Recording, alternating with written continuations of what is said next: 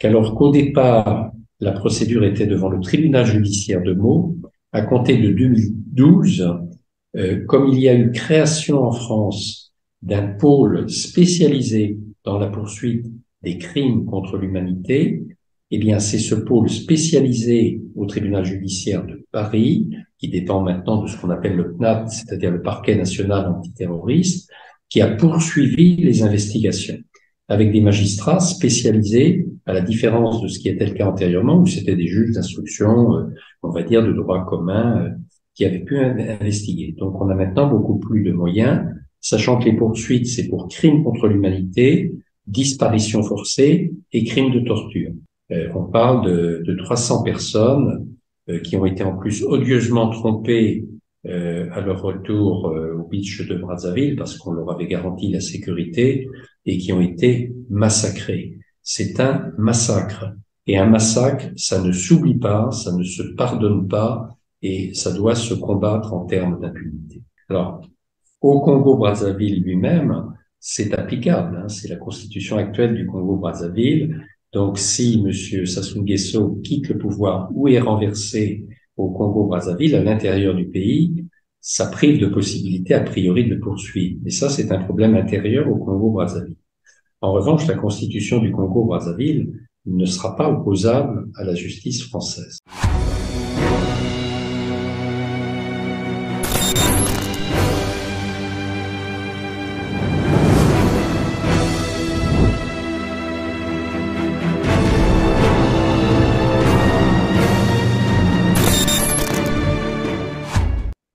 Mesdames, Messieurs, bonjour. Ravi de vous retrouver sur Télar TV. Après le coup d'État de juin 1997 qui a ramené Denis Sassou Nguesso au pouvoir, une opération militaire de grande envergure, dite de nettoyage, sera lancée en décembre 1998 dans la partie sud de Brazzaville, notamment dans le département du Poul par le nouvel homme fort qui venait de prendre le pouvoir par les armes. Pour fuir ces exactions, ces violences, cette opération en réalité d'extermination, certaines populations du Poul vont traverser de l'autre côté du fleuve, notamment en RDC, le Congo démocratique, où ils trouveront refuge. Rassurés par Denis Sassou Nguesso qu'il pouvait rentrer en toute sécurité au Congo-Brazzaville, des centaines de jeunes Congolais qui y avaient cru seront malheureusement triés à leur arrivée au beach. Les plus valides seront froidement exécutés, d'autres portés disparus. C'est l'affaire des disparus du beach. Après 20 ans, nous revenons sur cette affaire pour comprendre à quel niveau se trouve aujourd'hui le procès relatif, relancé à Paris après celui de Brazzaville, qui s'était soldé, comme vous le savez, par la condamnation de l'État congolais sans les coupables. C'est ainsi que nous avons le plaisir de recevoir sur ce plateau Maître Patrick Baudouin, avocat pénaliste de la justice pénale internationale, président de la Ligue des droits de l'homme et président d'honneur de la Fédération internationale des droits de l'homme, FIDH. Maître, vous êtes également le principal avocat de l'affaire des disparus du beach depuis 2001. C'est à ce titre que je souhaiterais vous interviewer aujourd'hui et merci d'avoir accepté notre invitation. Merci à vous. Bonsoir. Je vous en prie.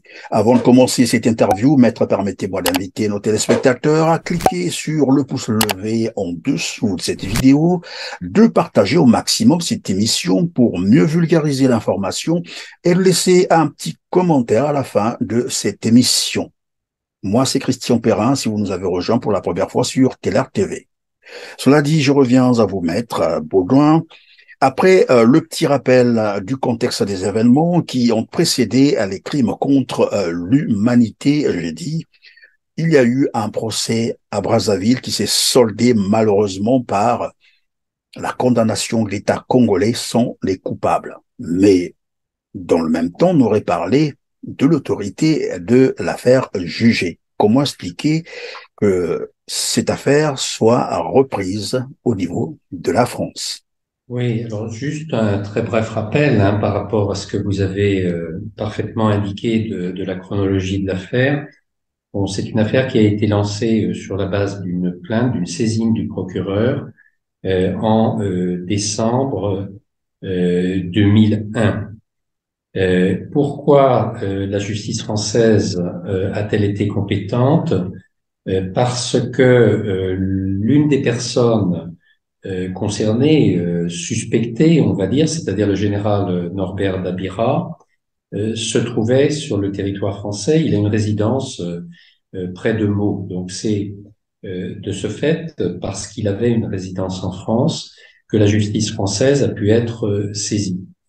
Début 2002, il y a donc eu l'ouverture d'une information, le parquet a ouvert une information, et la Ligue des droits de l'homme, la Fédération internationale des droits de l'homme et deux rescapés miraculés de ce massacre du bus de Brazzaville se sont associés pour se constituer partie civile.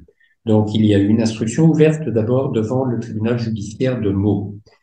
Dans le cadre de cette information, le général Dabira a été entendu, donc l'affaire a évolué à son égard. Il y a eu aussi un épisode, je vais passer rapidement, vous l'avez évoqué, avec la présence en France de Monsieur Ndengue, qui a pu être interpellé puisqu'il se trouvait sur le territoire français. Il a même été placé, mais très brièvement, en détention, et sur pression politique extrême, il a été libéré dans les 24 heures qui ont suivi. Nous étions en avril 2004.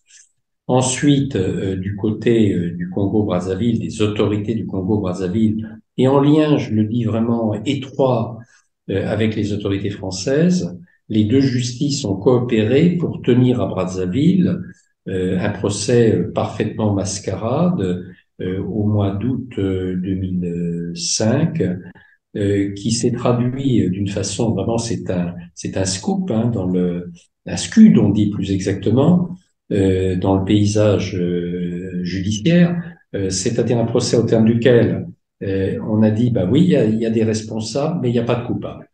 Donc l'État congolais a été reconnu Alors, pendant que vous en responsable, parlez, mais maître, sans coupable. pardonnez-moi, Je vous en maître, lorsque vous prie, en parlez, je vous en prie. comment interpréter cela juridiquement, un procès qui condamne un État sans les coupables? C'est une ovni, plus exactement. C'est un objet juridique non identifié. Alors, pourquoi ce procès? Je réponds à la question que vous avez posée initiale. Là maintenant, j'ai fait un petit retour en arrière. Je vous en prie. Mais cette question initiale, c'était mais comment peut-on continuer alors qu'il y a eu un procès qui s'est tenu et que finalement, les personnes qui sont susceptibles d'être suspectées et condamnées ont été acquittées par cette cour de Brazzaville. Eh bien, parce que justement, ce procès ne répond pas aux normes du procès équitable tel que c'est évalué par toutes les conventions internationales et par le droit international. Donc, cela a permis à la justice française par la suite de dire on ne peut pas nous opposer ce procès parce que c'est un procès qui n'a aucune valeur en quelque sorte. On peut pas considérer que on a des responsables qui sont pas reconnus coupables et qui sont même acquittés, puisqu'on a fait un procès non pas pour condamner, mais un procès pour acquitter. Donc voilà pourquoi la justice française a pu poursuivre, car après le procès de Brazzaville, évidemment, les avocats, on va dire de l'État congolais, qui représentent Monsieur Dabira ou d'autres qui ont pu, au fil du temps, être cités soit comme témoins assistés, soit comme mis en examen, les avocats ont opposé ce procès en disant non bis in idem, vous ne pouvez pas poursuivre. Et la justice française, alors il y a eu toute une série de décisions, je ne vais pas rentrer dans le détail, notamment des chambres d'instruction, en particulier de la chambre d'instruction de Paris puis de celle de Versailles, ont estimé qu'au contraire on pouvait poursuivre. Et c'est pourquoi le procès a pu se poursuivre.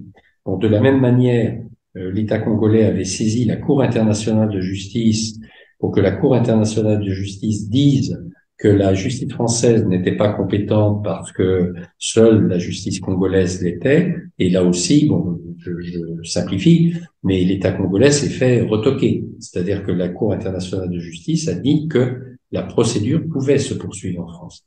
Donc, elle s'est poursuivie, alors de façon assez chaotique, il faut le dire, parce que pour que la justice française intervienne, il faut évidemment que les personnes poursuivies se trouvent sur le territoire pour pouvoir leur notifier des mises en examen, éventuellement les placer en garde à vue, éventuellement les mettre en détention. Donc c'est pourquoi cela a pris du temps.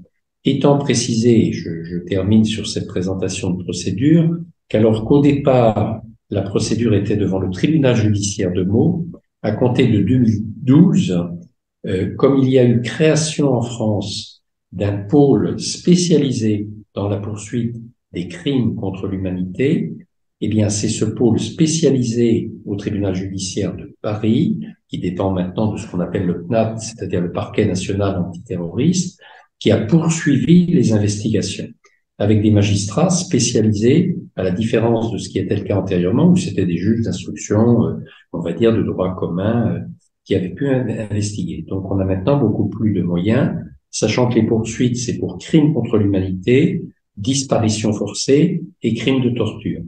Donc, la procédure se poursuit depuis lors, et il y a eu notamment Monsieur Dabira, qui a été entendu, placé, mis en examen, mais qui malheureusement est quand même retourné au Congo, où il a été, je crois, d'ailleurs poursuivi pour d'autres raisons devant la justice congolaise. Et puis, il y a 3 autres mises en examen. Et ce que nous essayons d'obtenir, c'est qu'à l'occasion du passage à Paris d'autres responsables, il y a toute une liste de responsables, je pense en particulier, il y en a un que nous aurions bien aimé voir déféré, mais qui a toujours réussi à partir rapidement quand il était sur le territoire français, qui est Monsieur Pierre Aubat, qui était ministre de l'Intérieur. On n'a pas pu justement, pour l'instant, obtenir des mises en examen de certains d'entre eux. Et certains, au fil des années, malheureusement, décèdent. Donc, c'est pourquoi on essaye de presser les juges d'instruction pour avancer, mais leur tâche n'est pas facilitée par l'absence des personnes mises en examen ou susceptibles de l'être. Oui, maître, évidemment, vous avez dit, il y a même des prévenus qui passent entre les mailles du filet. Une affaire qui dure plus de 20 ans aujourd'hui. Est-ce que on peut encore avoir un espoir, notamment pour les Congolais, de voir qu'un jour justice sera faite dans cette affaire que certains soupçonneraient évidemment, à tort ou à raison, de subir des pressions politiques?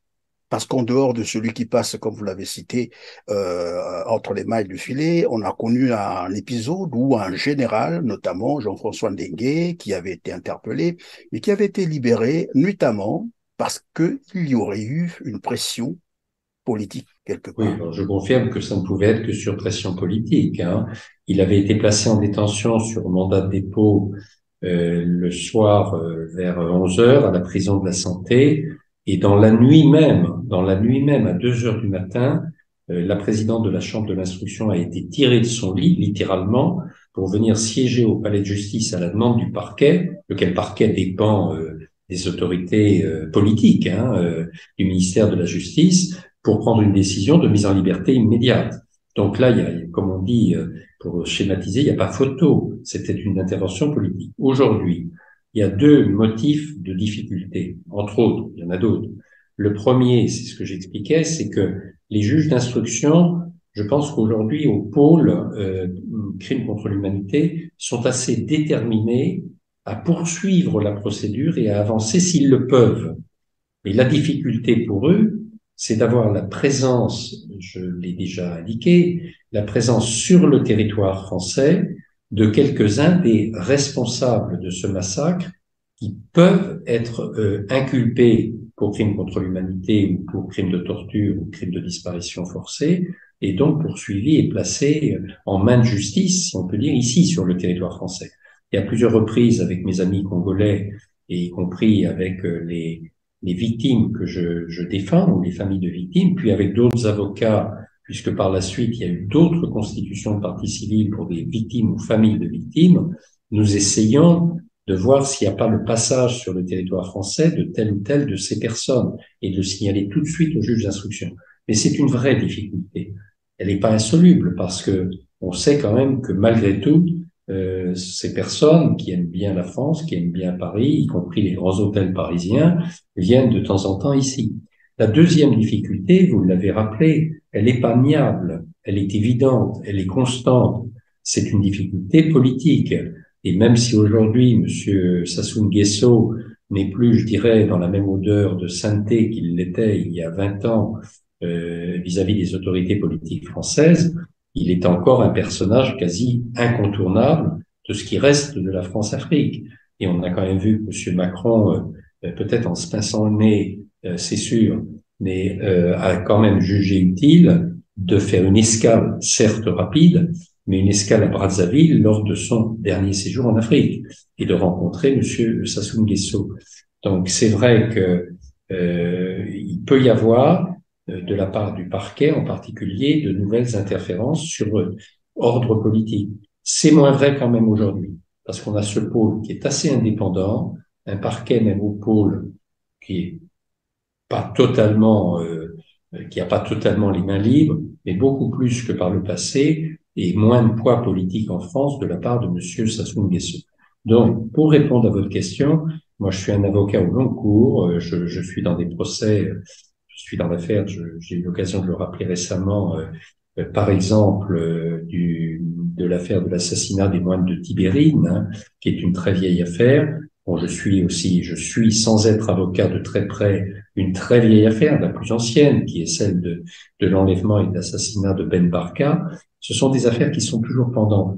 Et c'est extrêmement important parce que de toute façon, au moins d'une manière symbolique, ça gêne beaucoup les responsables de ces massacres. Ils veulent que ces affaires-là soient enterrées. Et tout le combat, c'est d'éviter que ça soit enterré. Et si possible, il y ait quand même un jour un procès.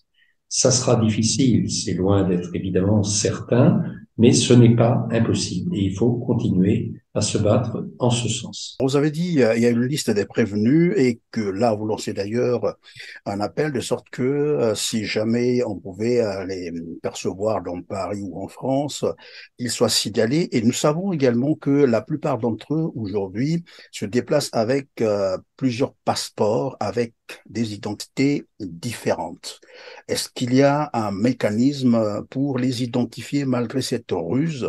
Ou bien c'est comme vous le dites là, il faut peut-être que les Congolais vivant en France, bien entendu, collaborent, c'est-à-dire dès qu'ils les ont aperçus quelque part, très vite, qu'ils signalent leur présence sur le sol français. Là aussi, vous avez parfaitement raison de souligner cette difficulté objective. C'est que, évidemment, ils se méfient, ces gens hein, qui viennent sur le territoire français et ils utilisent des faux passeports. Alors, la police française, elle est quand même suffisamment compétente et armée pour déceler ce genre de subterfuge. Mais ça peut prendre un tout petit peu de temps. Autrement dit, c'est plus rapide, évidemment, de coincer quelqu'un qui vient avec son passeport et l'identité qui est la sienne, plutôt que quelqu'un qui fait usage d'une fausse identité. Mais d'où l'utilité, je l'ai demandé à plusieurs reprises, qu'on nous signale, nous avocats et moi en particulier, puisque j'ai le lien constant avec le pôle, qu'on nous signale quand même quand cette personne vient, parce qu'à Brazzaville, il y a quand même des gens qui savent quels sont les départs, quelles sont les allées et venues, et ici aussi, et d'ailleurs à 2 ou 3 reprises, on m'a dit voilà, il y a un tel qui est là, il est sous un faux passeport, mais il est là. Si je le signale tout de suite au juge d'instruction, on peut déceler si vous voulez. Bon, mais c'est quand même une petite difficulté supplémentaire. De même, vous l'avez rappelé tout à l'heure, que ces personnes viennent en disant mais on est de toute façon on vient à titre diplomatique, on doit bénéficier d'une immunité parce qu'on a telle ou telle qualité. Alors ça aussi c'est une difficulté, mais on a une jurisprudence en France qui a existé par exemple à travers l'affaire d'un consul tunisien qui nous avait opposé cela il y a bien longtemps et qui considère que c'est une immunité qui est une immunité qui ne peut pas être maintenue dès lors que l'on est sur le registre d'une accusation et d'une inculpation possible pour des crimes qui ne peuvent plus donner lieu à immunité, c'est-à-dire des crimes de masse, des crimes contre l'humanité, en s'inspirant du statut de la Cour pénale internationale, puisque dans le statut de cette Cour pénale internationale, il n'y a plus possibilité pour des gouvernants, et y compris pour des chefs d'État, d'opposer une quelconque immunité. C'est ce qui permet d'ailleurs de décerner un mandat d'arrêt actuellement au président Poutine, parce qu'il ne peut pas opposer une immunité de chef d'État, en particulier entre autres. Et cela serait aussi valable pour finalement Denis Sassou Nguesso, puisque tout à l'heure vous nous disiez que c'est quand même un des piliers de la France-Afrique et cela poserait problème. Et là, vous citez un exemple tout à fait récent, le président Poutine qui est aujourd'hui poursuivi par la CPI. Sous quelles conditions, par exemple, cela pouvait s'appliquer à Denis Sassou Nguesso? Parce qu'au Congo, si on parle des crimes contre l'humanité. Alors, je ne cache pas, si vous voulez, puisque là on est sur le terrain français, j'ai fait le parallèle avec la Cour pénale internationale.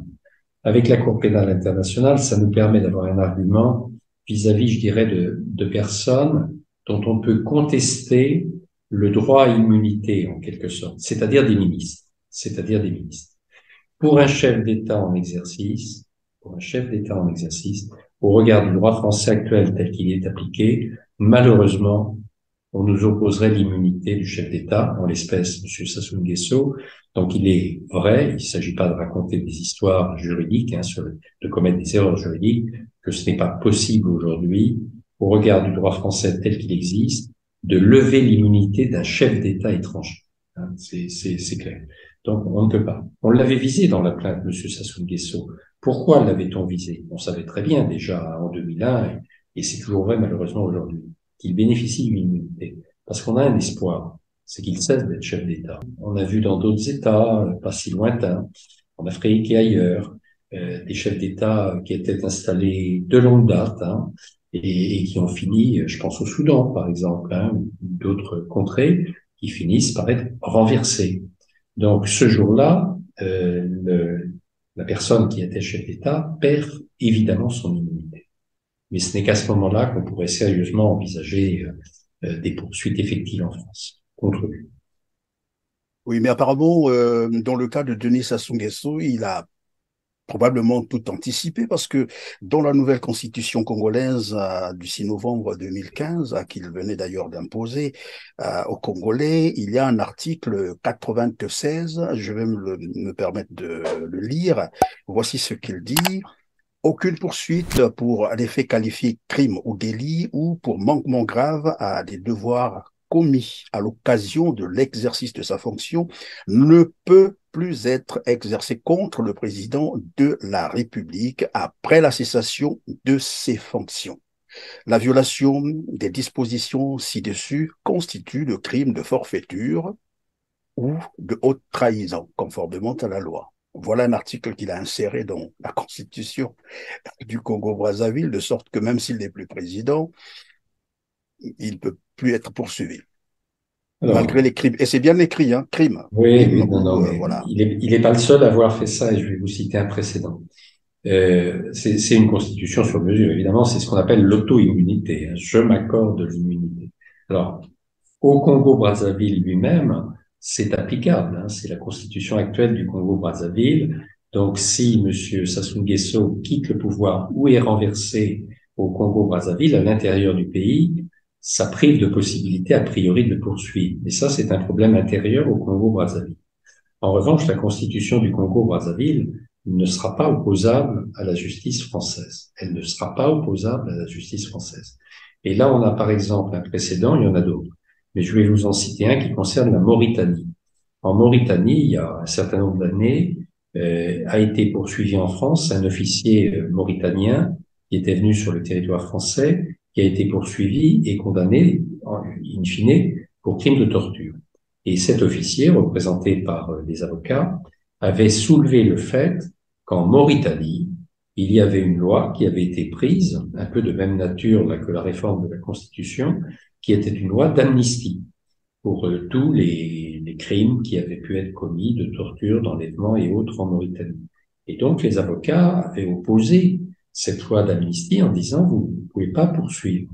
Et là aussi, il y a une décision de la justice française disant non, parce que cette loi d'amnistie, c'est un petit peu comme ce que j'évoquais tout à l'heure pour le Congo avec le procès de Brazzaville de 2005. Cette loi d'amnistie, elle ne répond pas aux critères admissibles en matière de justice, de respect du droit international. C'est une loi d'auto-amnistie. C'est pas une loi pour, comme ça peut se faire de façon légitime, pacifier un pays ou opérer une réconciliation que le pays est libre de choisir. Non, c'est une loi d'auto-amnistie pour les coupables qui s'auto-amnistient de cette manière. Donc, c'est une volonté d'impunité, de faire prévaloir une impunité qui ne peut pas exister en matière de crimes de masse. Voilà, donc en France, il ne pourrait pas, M. Sassou Nguesso, s'il venait à quitter le pouvoir, nous opposer cette constitution fabriquée sur mesure à son profit. Alors, ça sera la dernière question, maître. Quelle est donc la probabilité du succès de ce procès? Est-ce que les familles des victimes peuvent continuer à espérer qu'un jour justice sera faite? Ma réponse, c'est la même que celle que je livre aux familles des moines de Tibérine, pour laquelle je me bats et que je rencontre de temps en temps.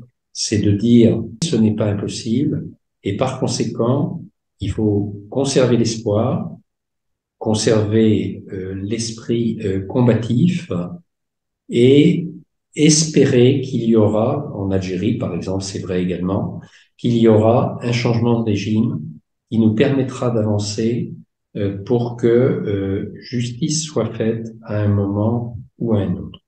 Et ça reste ma conviction. Si jamais nous n'aboutissons pas sur le plan judiciaire en France, je pense qu'il y aura peut-être aussi d'autres voies de justice. On a vu dans un certain nombre de pays des commissions vérité et justice, vérité et réconciliation, voire des procès qui se tiennent finalement dans le pays lui-même.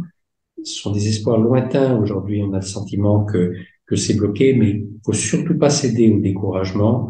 Et je suis convaincu que Monsieur Sassou Nguesso, bon, il peut se dire, bon, continuez, j'en ai rien à faire, ça fait 22 ans que ça dure, bon, moi je suis au-dessus de tout ça. Mais je pense qu'il y a un petit côté à l'intérieur de lui-même qui n'est pas si sûr que ça de lui-même. Pourquoi je vous dis ça? Parce qu'à chaque fois où il y a une avancée dans le dossier, le pouvoir congolais, Monsieur Sassou Nguesso, c'est lui qui tient toutes les rênes, se manifeste pour essayer d'entraver. Donc s'il essaye d'entraver, c'est que ça gêne.